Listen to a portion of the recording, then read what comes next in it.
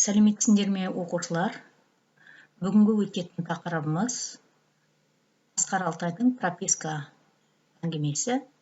Тақырып прописка әңгімесі заман ақиқатының айнасы. Оқу мақсаты әдеби шығармада көтерілген әлеуметтік қоғамдық мәселені идеясы арқылы түсіндіру. Оқу мақсаты негізінде Асқар Алтайдың прописка әңгімесіне көтерілген әлеуметтік қоғамдық мәселені идеясы арқылы түсіндіріп, әңгімеге талдау жасалады. Әңгіменің атауы прописка, авторы Асқар Алтай. Алдымен әңгіменің тақырыбы мен идеясын анықтайық. Тақырыбы еркіндік жолындағы ерлік, рухты жастардың туған елге деген шексіз махаббаты.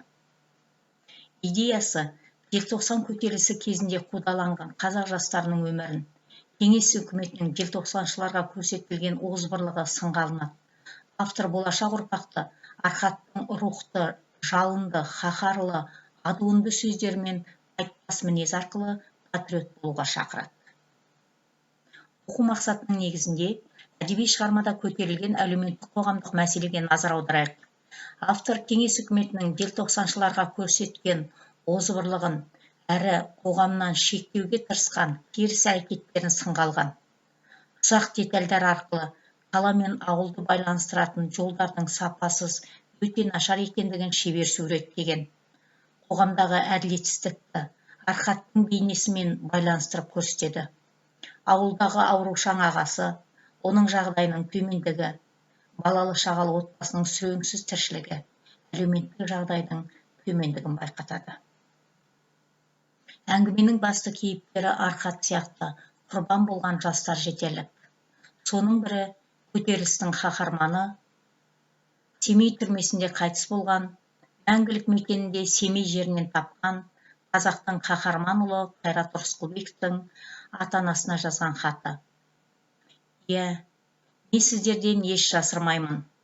Мен 18 желтоқсан 1986 жылы алаңға бардым. Көпшілікпен бірге. Барғанда Қонаевтың күйін күйттеп барған жоқпын. Тек қана ол жерге барған себебім.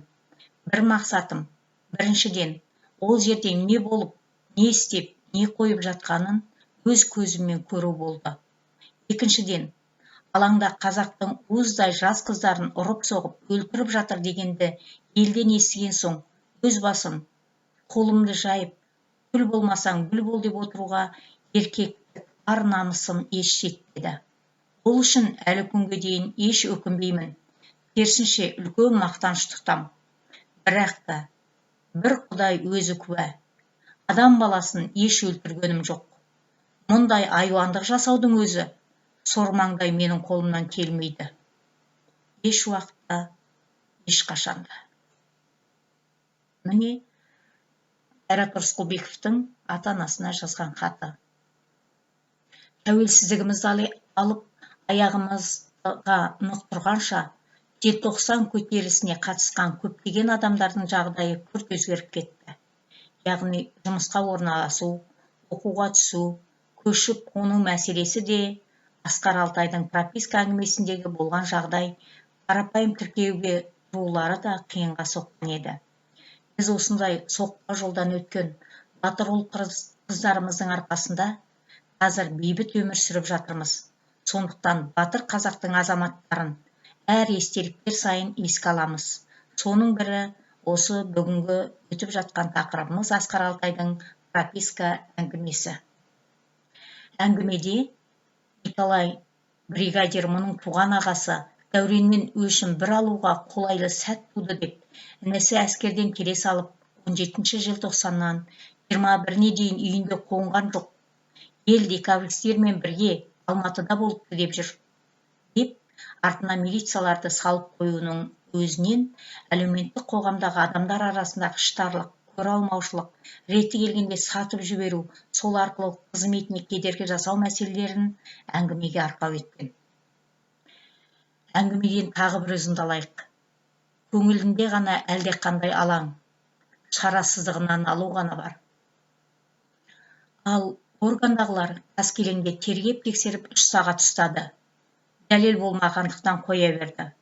Ана бір Азиев деген капитан өзінің ұлты балқар екен, сол қол үшін берді. деген үзіндіден желтоқсан оқиғасына қатысқан өрімдей жасты тоздырып жіберген әділетсіздік қоғамды көреміз. Шарасыздығынан алған жас жігітті бірнеше сағат тергеп, қамауға дәлел мен ілік таба алмай еріксіз босатты. Бірақ жақсы жандар да бар екен. Бұның осы арадан аман құтылуына ықпал еткен капитан Базиев ұлты балқар. Өмір үнемі жамандықтан құралмайтындығын, өмірде жақсылық жасайтын адамдардың көп екенін білеміз. Осындай адамдармен біз мақтанамыз. Және осындай адамдарды біз мақтан тұтамыз. Кері байланыстың тапсырмасы. Бұл осы әңгімеден үзінді беріп отырмын. Суырмалақайын көк желкесіне ысырып, автобустың қабырғасына шалқая отырып, арқа тойға батты. Жолаушылар автобусшы жылы болса да, тымтана түсіп, күбір-сыбырлар азайған. Кедір бұдыр сүргіленген тақтайдай тас жол іші бауырды солқылдатып, адамның зықсын кетіре, лоқ-лоқ ұрып қояды. Жол ұзақ, адамды отыра беруден қажытып-ақ жіберді. Жеткенше зарығып боласың. Бұл күршімге асығып әкеледі. Осы үзіндіге өз пікірлеріңді білдіріңдер. 5-6 сөйлеммен өз пікірлеріңді білдіресіңдер.